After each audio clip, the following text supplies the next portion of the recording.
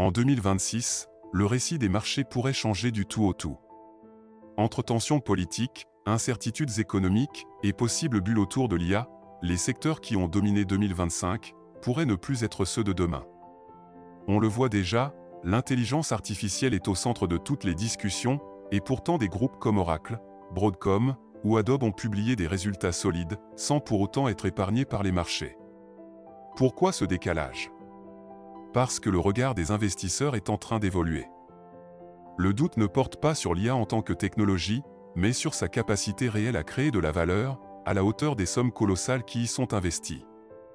Autrement dit, de bons chiffres ne suffisent plus, les marchés deviennent plus exigeants, plus sélectifs, et commencent à questionner le cœur du narratif.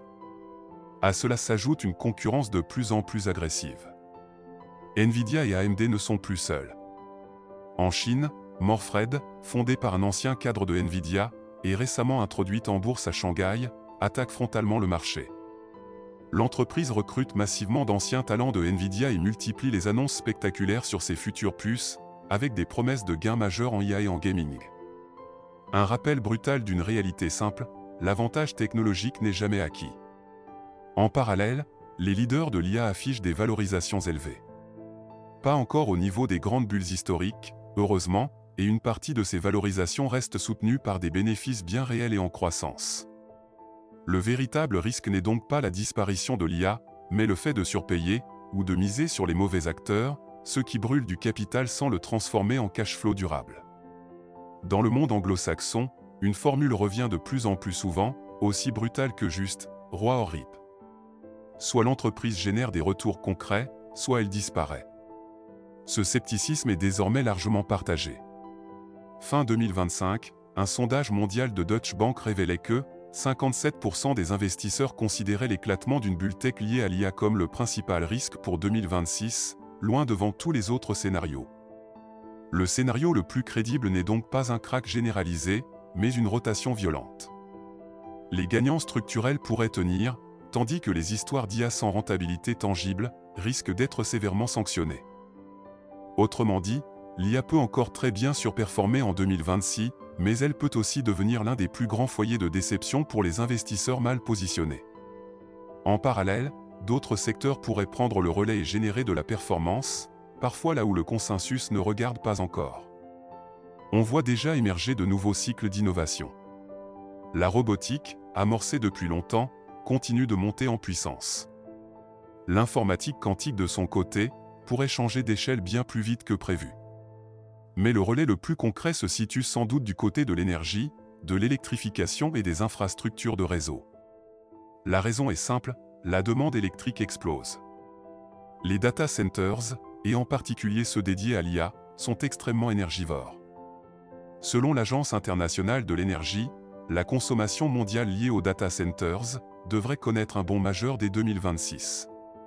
Cela implique des investissements massifs dans la production d'énergie, les réseaux électriques, le stockage, mais aussi dans l'optimisation énergétique. Derrière le discours technologique, il y a un besoin physique, tangible, qui ne peut pas être dématérialisé. Une autre tendance lourde, clairement structurelle, continue aussi de se renforcer. La défense, la souveraineté et le réarmement industriel. En Europe notamment, le contexte géopolitique a durablement changé. La dépendance stratégique n'est plus tolérée comme avant, et les États réorientent leur budget vers des capacités industrielles locales, des technologies critiques et des chaînes d'approvisionnement sécurisées. Ce n'est pas un hasard si de plus en plus de fonds d'investissement spécialisés sur ces thématiques voient le jour. C'est un point clé, il ne s'agit pas d'un simple thème tactique sur quelques mois, ni d'un trade opportuniste. Défense, énergie, infrastructure, souveraineté industrielle, ce sont des cycles d'investissement longs, portés par des décisions politiques, budgétaires et stratégiques.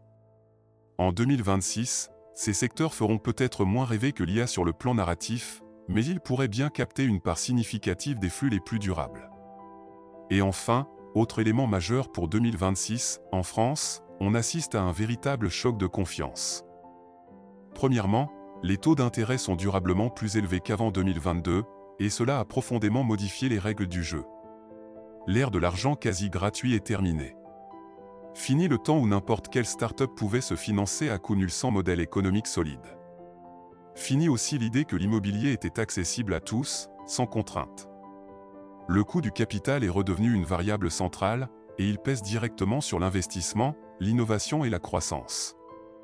À cela s'ajoute une fragilité politique marquée. Les finances publiques restent fortement dégradées, les déficits persistent, et le budget 2026 en est une illustration très claire. En 2025, les parlementaires n'ont pas réussi à s'accorder sur un projet de loi de finances, qui n'a donc pas été adopté. Le Premier ministre a dû acter cette impasse en recourant à une loi spéciale, par nature temporaire, qui sert surtout de rustine pour continuer à percevoir les impôts et assurer le fonctionnement courant de l'État. Cette instabilité n'est évidemment pas passée inaperçue.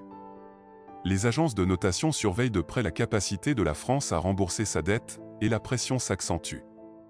L'agence Moody's a maintenu la note du pays, mais avec une perspective négative, un signal d'alerte explicite. Concrètement, la France se finance aujourd'hui plus cher que certains pays d'Europe de l'Est, longtemps considérés comme plus risqués, mais aussi plus cher que le Portugal, l'Italie ou l'Espagne. C'est un marqueur fort de la dégradation de la crédibilité budgétaire du pays. Sur le plan fiscal et social, la loi de financement de la sécurité sociale a elle bien été définitivement adoptée, et ses effets seront pleinement visibles en 2026. Le relèvement de la CSG, la hausse de la flat tax et la suspension de la réforme des retraites sont désormais actés. Autrement dit, la pression fiscale augmente, les dépenses restent élevées, et les réformes structurelles profondes sont une nouvelle fois repoussées. À un an de l'élection présidentielle, ce cocktail nourrit inévitablement l'incertitude, freine l'investissement et entretient un climat général de défiance. Au final, quand on se demande comment investir en 2026, où placer son argent, on peut dérouler toutes les analyses économiques, structurelles et politiques possibles. C'est utile, bien sûr, mais on oublie souvent l'essentiel. Le facteur le plus important de tous, le risque majeur, celui que personne ne voit venir, l'imprévisible. On est parfois assez bon pour extrapoler l'avenir, beaucoup moins pour anticiper l'inattendu. Et pourtant, c'est précisément lui qui compte le plus. Pourquoi ? Parce que ce qu'on ne voit pas venir, on ne s'y prépare pas. Et c'est là que les dégâts peuvent être les plus lourds. Il suffit de regarder l'histoire récente. Le 11 septembre, le Covid-19, la guerre en Ukraine. Ces événements ont bouleversé le monde et les marchés financiers, sans avoir été anticipés. Ils ont tous pris les investisseurs de court, même les meilleures institutions n'y échappent pas. Chaque année, une revue économique de référence publie ses grandes prévisions. En janvier 2020, pas un mot sur le Covid, 3 mois plus tard, le monde était à l'arrêt. En janvier 2022, aucune mention d'un conflit majeur en Europe, quelques semaines plus tard, le choc était là. Ce n'est pas un reproche, c'est un constat, les événements qui changent le monde ne figurent jamais dans les scénarios. Même en 1929, à la veille de la plus grande crise économique de l'histoire, l'économiste Irving Fisher affirmait que les marchés avaient atteint un niveau désormais durable. Quelques jours plus tard, le krach éclatait. Les opportunités en bourse en 2026 ne sont pas forcément là où on les attend. Le risque non plus, le vrai risque, c'est ce qu'il reste une fois qu'on pense avoir tout envisagé. Autrement dit, la plus grande menace pour vos investissements dans les mois et les années à venir est probablement un sujet dont personne ne parle aujourd'hui. Alors, comment faire ? Comme le disait Nassim Nicholas Taleb, il faut privilégier la préparation plutôt que la prévision. Les marchés ont traversé des guerres, des crises pétrolières, des krachs, des pandémies et des faillites bancaires. Et malgré tout, sur le long terme, ils ont toujours fini par monter. L'imprévisible n'est pas une hypothèse, c'est une certitude.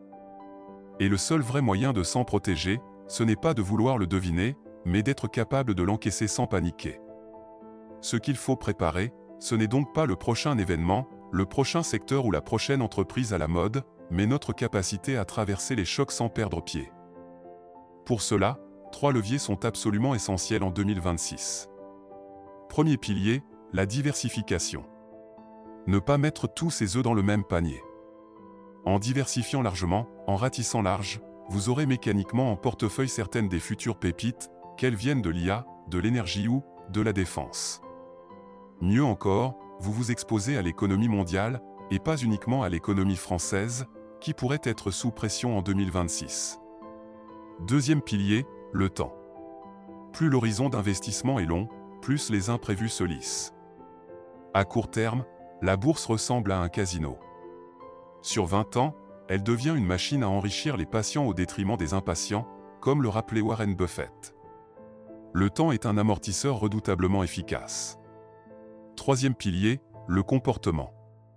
C'est le plus difficile, mais aussi le plus important. Rester rigoureux, patient, discipliné, faire abstraction du bruit médiatique, de ceux qui annoncent un krach imminent chaque année. Ne pas chercher à avoir raison à court terme, mais à tenir sur la durée. Ce qu'il ne faut surtout pas faire en 2026, c'est tenter de prédire l'avenir. Il faut au contraire construire un portefeuille et un état d'esprit capable d'encaisser presque n'importe quel scénario. Il suffit de regarder ce qui s'est passé récemment. Fin 2024, c'était la cacophonie totale.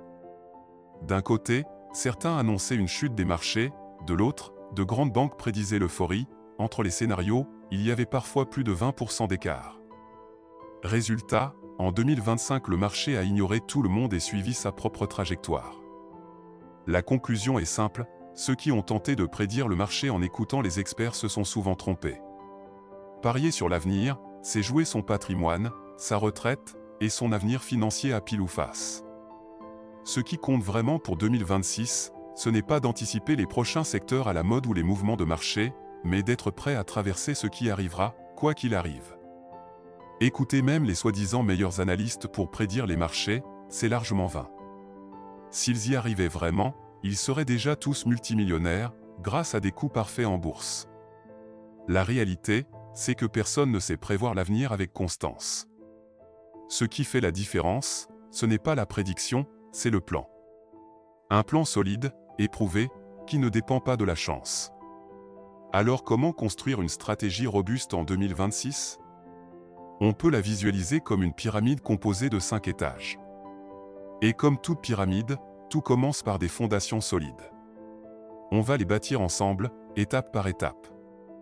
Premier étage, l'épargne de sécurité. C'est le socle de votre patrimoine, votre matelas de sécurité, l'argent dont vous pourriez avoir besoin rapidement, dans quelques semaines, quelques mois ou l'année prochaine. Ici, l'objectif n'est pas de devenir riche. L'objectif est beaucoup plus simple et beaucoup plus vital, ne pas devenir pauvre. Éviter la catastrophe financière en cas de coup dur, avec de l'argent immédiatement disponible. Disponible ne veut pas dire improductif, et en 2026, tous les supports ne se valent clairement pas. Les livrets réglementés comme le livret A, le LDDS ou le LEP, si vous y avez droit, restent une base saine. Mais il existe aussi des alternatives souvent plus efficaces, comme certains fonds en euros performants, capables de servir entre 3 et 4,5% pour les meilleurs contrats, avec un capital garanti. C'est parfois jusqu'à 3 fois le rendement d'un livret classique. En revanche, méfiance face aux faux bons plans. Les livrets boostés sont surtout de la poudre aux yeux, un rendement artificiellement élevé pendant 2 ou 3 mois, puis une chute brutale, sans oublier la fiscalité qui vient rogner la performance. Même chose pour les comptes à terme, qui rapportent aujourd'hui très peu et restent fiscalisés. Un taux affiché à 1,8% donne en réalité moins de 1,3% net après impôt. Dernier point essentiel sur cet étage, ne pas surdimensionner cette épargne de sécurité. Trop de liquidités peu productives, c'est de l'argent qui dort inutilement. Une fois le matelas correctement constitué, le reste de votre capital doit travailler via les étages supérieurs de la pyramide, ceux qui permettent cette fois de réellement construire votre patrimoine. Deuxième étage, l'optimisation et la structuration patrimoniale. Une fois les fondations posées, il faut s'attaquer à un point que beaucoup négligent totalement, l'ingénierie patrimoniale. Avant même de parler de rendement, d'investissement ou de performance, il faut parler de structure. Fiscalité, transmission, protection des proches, choix des enveloppes, assurance, tout commence là. Concrètement, cela passe par des décisions très précises. Une défiscalisation intelligente, loin des fausses bonnes idées vendues comme des miracles, comme certains dispositifs immobiliers à la mode. La protection du conjoint et des enfants. Le choix des contrats d'assurance vie, des clauses bénéficiaires et des enveloppes fiscales, réellement adaptées à votre situation, pas à la tendance du moment. Si vous êtes chef d'entreprise, les enjeux sont encore plus sensibles. la manière dont vous vous rémunérez, la gestion et le placement de la trésorerie, ces choix peuvent avoir un impact bien supérieur à celui de nombreux investissements financiers. Si vous êtes marié, le contrat de mariage peut peser bien plus lourd sur votre patrimoine futur que n'importe quel placement. Et si vous êtes propriétaire, il y a de fortes chances que vous laissiez des milliers d'euros sur la table, en conservant une assurance emprunteur trop chère imposée par la banque. Ce sont des dizaines de leviers puissants, souvent invisibles, mais essentiels. Mal maîtrisés, ils peuvent mener à de vraies catastrophes juridiques, familiales ou financières. Bien utilisés, ils vous protègent et augmentent mécaniquement votre patrimoine, sans prendre plus de risques, ni courir après des performances irréalistes. Cet étage est de loin le plus sous-estimé. Beaucoup investissent trop tôt alors que leur structure patrimoniale est encore fragile. D'où l'importance de se faire accompagner par un conseiller en gestion de patrimoine compétent ou de se former sérieusement sur ces sujets. L'ingénierie patrimoniale ne fait pas rêver sur le papier, mais sur le long terme, c'est souvent elle qui fait toute la différence. Troisième étage, le portefeuille défensif orienté rendement. Quand il s'agit d'investir, très peu de personnes peuvent réellement se permettre d'être exposées à 100% aux actions, même si historiquement c'est l'un des placements les plus performants sur le long terme. D'abord, parce que la bourse est un investissement de long terme, avec un horizon d'au moins 10 ans, que tout le monde n'a pas. Ensuite, parce qu'elle ne génère pas de revenus immédiats. Et enfin, parce que sa volatilité est psychologiquement difficile à encaisser. Avec 150 000 € investis uniquement en actions, la majorité des investisseurs paniqueraient au premier krach. C'est précisément le rôle de ce troisième étage, produire des revenus réguliers à partir de votre capital, tout en maîtrisant le risque. En 2026, les SCPI occupent une place centrale dans cette logique. Elles permettent d'investir dans l'immobilier sans gestion, tout en mutualisant les risques. Le contexte joue d'ailleurs en faveur de l'investisseur.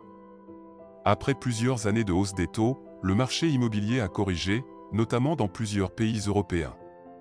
Les prix se sont ajustés, et les acteurs les plus solides achètent aujourd'hui des immeubles à des niveaux de rendement bien plus attractifs qu'il y a 5 ans. Les SCPI peuvent ainsi offrir un couple, rendement, visibilité assez rare, des revenus réguliers, souvent mensuels, et un potentiel de revalorisation à moyen terme, lorsque le cycle immobilier se normalisera. Mais attention, toutes les SCPI ne se valent pas. Il faut privilégier des SCPI agiles, largement diversifiés à l'échelle européenne, capables d'acheter aujourd'hui des actifs décotés, sans traîner les erreurs du passé. Certaines peuvent viser des rendements autour de 7% par an, avec en plus un potentiel de revalorisation des parts. Autre point clé, il est possible d'investir en SCPI à crédit et de mettre en place des montages fiscaux très efficaces. Bien structurée, la fiscalité peut être relativement douce, mal maîtrisée, elle peut au contraire devenir très pénalisante.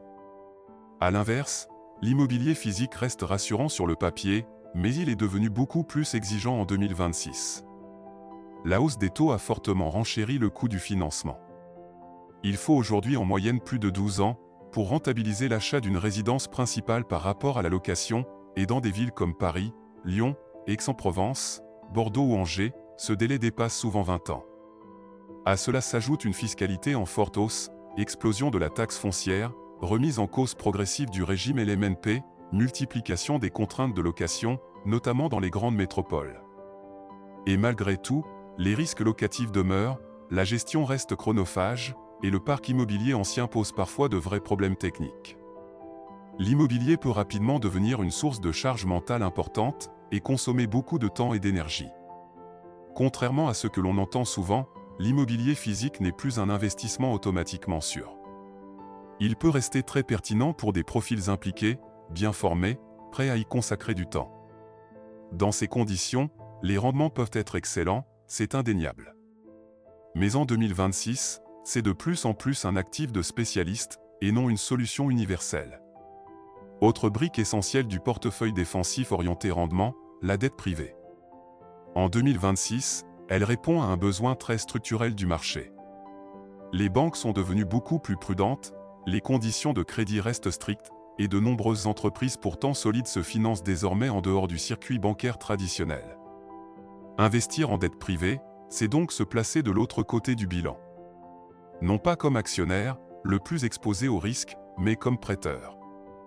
vous êtes rémunéré pour prêter à des entreprises avec une bien meilleure visibilité sur les flux, des revenus réguliers et une protection renforcée liée à votre statut de créancier. Évidemment, comme tout investissement, la dette privée comporte des risques, mais dans une logique défensive orientée rendement, elle peut être particulièrement pertinente en 2026. Elle permet de viser des rendements autour de 7% par an, tout en finançant des entreprises solides et établies, loin des paris spéculatifs. Et maintenant, après cet étage défensif, indispensable pour stabiliser et faire travailler votre capital, il est temps de passer à la suite. L'étage suivant est celui qui permet réellement de faire croître votre patrimoine sur la durée, la croissance à long terme. Quatrième étage, le portefeuille offensif orienté performance. C'est à ce niveau que votre patrimoine se transforme réellement. Ici, l'objectif est clair, maximiser l'enrichissement sur la durée. Cet argent n'a pas vocation à être utilisé avant au moins 10 ans. Car toute la logique repose sur la puissance des intérêts composés et sur le temps. Sur ce terrain, un actif domine tous les autres depuis plus de 2 siècles, les actions. Historiquement, les marchés actions ont délivré un rendement réel d'environ 7% par an, inflation déduite, ce qui revient à doubler son capital en moyenne tous les 10 ans. Le prix à payer est bien connu, la volatilité. À court terme, les marchés sont des montagnes russes. Mais à long terme, la tendance reste implacable. La bonne nouvelle, c'est que la stratégie la plus efficace pour investir en bourse est aussi l'une des plus simples. Investir de manière très largement diversifiée via des ETF. En une seule opération, vous investissez dans des milliers d'entreprises, réparties sur toutes les grandes économies mondiales. Vous êtes ainsi exposé aux grandes tendances de fonds IA, robotique, informatique quantique, énergie, défense, sans avoir à deviner qui seront les gagnants. Et surtout, les ETF se nettoient automatiquement. Les entreprises en déclin sortent des indices, remplacées par celles qui montent en puissance, sans que vous ayez quoi que ce soit à gérer. C'est précisément ce mécanisme qui fait leur performance dans le temps. La vraie question n'est donc pas de savoir s'il faut investir en bourse en 2026, mais comment commencer le plus tôt possible. En bourse, le timing parfait n'existe pas. Personne ne peut prédire le meilleur moment pour entrer. Ce qui compte réellement, c'est le temps passé investi. Plus vous démarrez tôt, plus les intérêts composés travaillent longtemps pour vous. Attention toutefois, on peut faire beaucoup d'erreurs en bourse. Il est essentiel de bien comprendre les risques avant de se lancer. Commencer tôt oui, mais en étant formé et conscient des enjeux. Se former, c'est une étape indispensable pour éviter de faire n'importe quoi avec son argent. À côté des marchés cotés, il y a aussi le non coté, avec le private equity, qui a clairement sa place en 2026.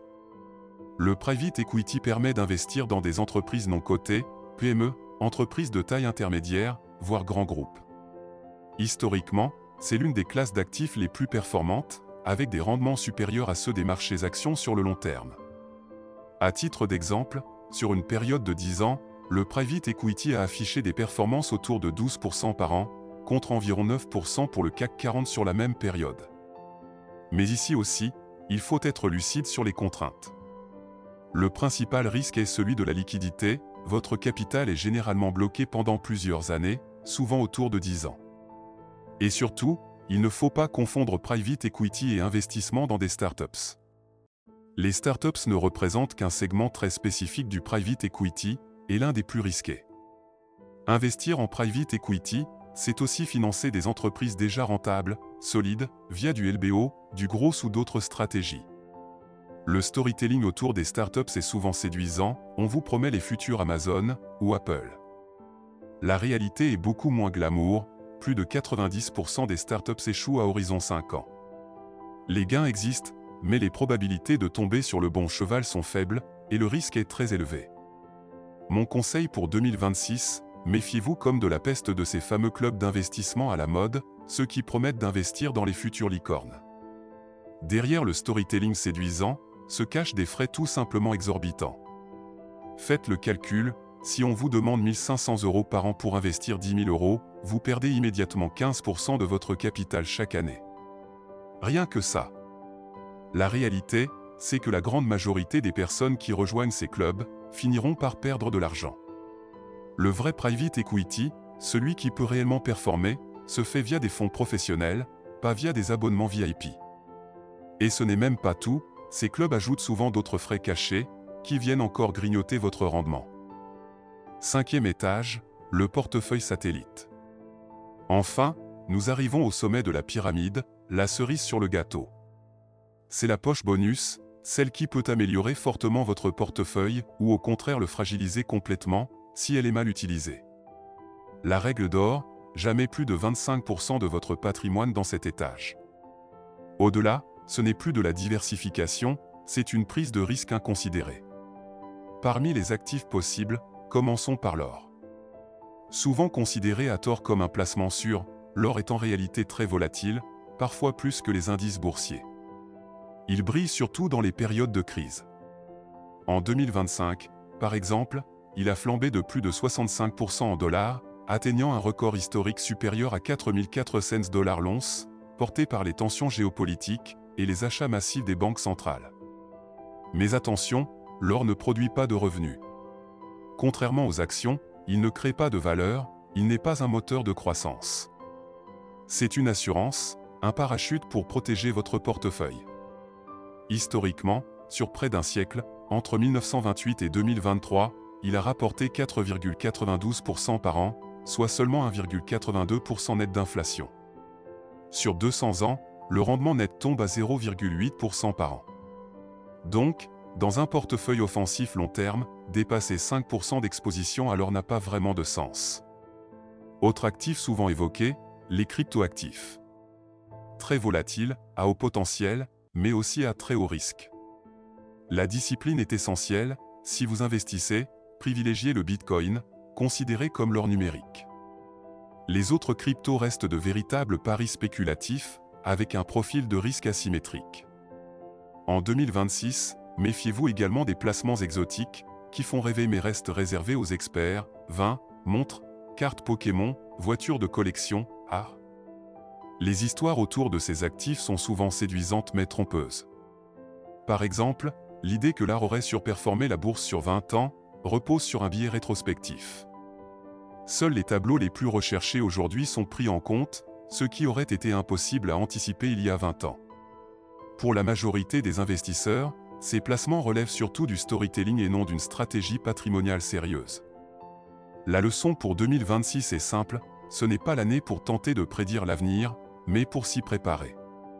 Oubliez les coups magiques et les placements miracles, ce qui compte, c'est la solidité de votre plan, pas la précision de votre boule de cristal. Chaque euro doit avoir une mission, ne mettez jamais un centime dans un actif sans savoir à quel étage de votre pyramide il appartient. Restez fidèle à votre profil, pas à votre voisin ou aux influenceurs de TikTok à Dubaï. Votre horizon de temps, votre tolérance au risque et votre fiscalité sont uniques. Prenez soin de vous et investissez intelligemment en 2026. Très bonne année et à très vite.